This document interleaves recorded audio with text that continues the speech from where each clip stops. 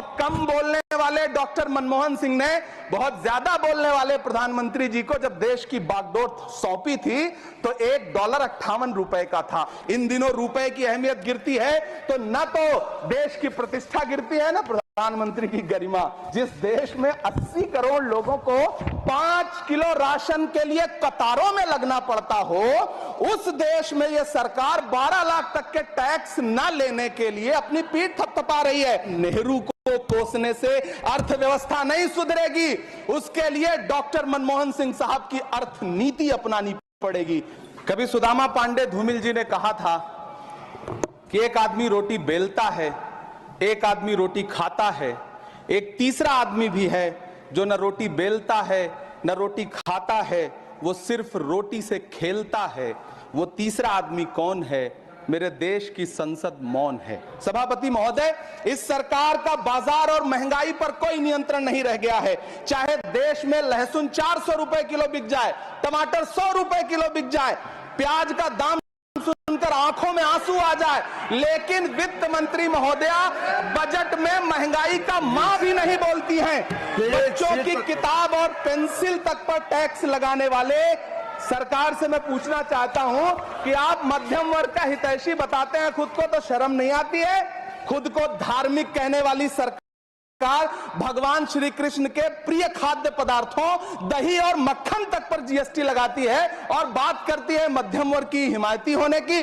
जिंदा रहते हुए जनता से हर चीज पर टैक्स वसूलने वाली यह सरकार कम से कम मरने पर तो लोगों को बख्श देती, लेकिन नहीं, वहां भी लूटना है। अंतिम संस्कार के सामान, अगरबत्ती, धूप बत्ती, केवड़ा जल, चंदन पाउडर, जौ, बताशा, काला तिल, पंचरत्न, कपूर और कफन तक पर टैक्स लेने वाली यह सरकार किस मुंह से खुद को मध्यम वर्ग का हितैषी बताती है? आखिर कौन सी नफरत है?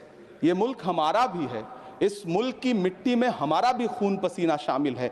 हमसे इतनी भी क्या नफरत? रिश्तों की ये नाजुक डोरें तोड़ी थोड़ी जाती हैं, अपनी आंखें दुखती हो तो फोड़ी थोड़ी जाती हैं।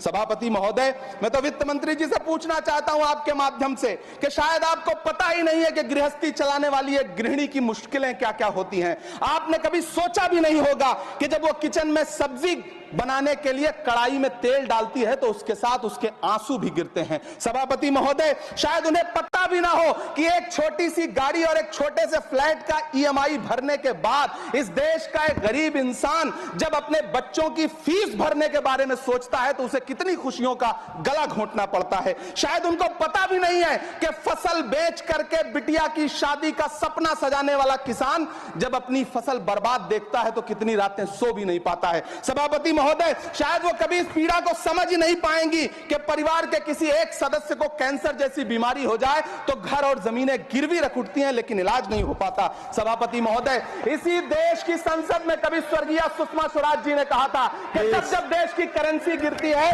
तब देश की प्रतिष्ठा गिरती है। मेरे कानों में सुषमा स्वराज जी की आवाज गूंज रही है। बहुत कम बोलने वाले डॉक्टर मनमोहन सिंह ने बहुत ज्यादा बोलने वाले प्रधानमंत्री जी को जब देश की बागडोर सौंपी थी तो $1.58 का था। इन दिनों रुपए की अहमियत गिरती है तो न तो देश की प्रतिष्ठा गिरती है ना प्रधानमंत्री की गरिमा। जिस देश में 80 करोड़ लोगों को 5 किलो राशन के लिए कतारों में लगना पड़ता हो, उस देश में यह सरकार 12 लाख तक के टैक्स न लेने के लिए अपनी पीठ थपथपा रही है।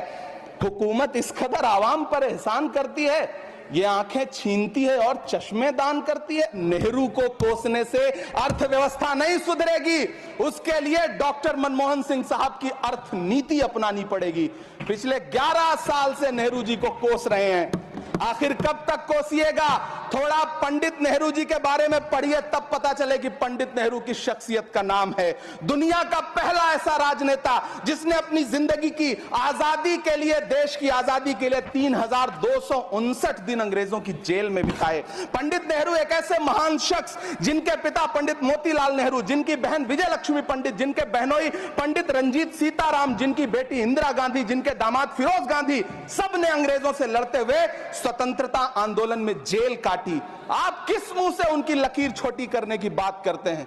नहीं कर पाइएगा, 7 जन्मों में नहीं कर पाइएगा, क्योंकि जिस्म की मौत कोई मौत नहीं होती है। जिस्म मिट जाने से इंसान नहीं मर जाते, धड़कने रुकने से अरमान नहीं मर जाते, सांसें थम जाने से ऐलान नहीं मर जाते।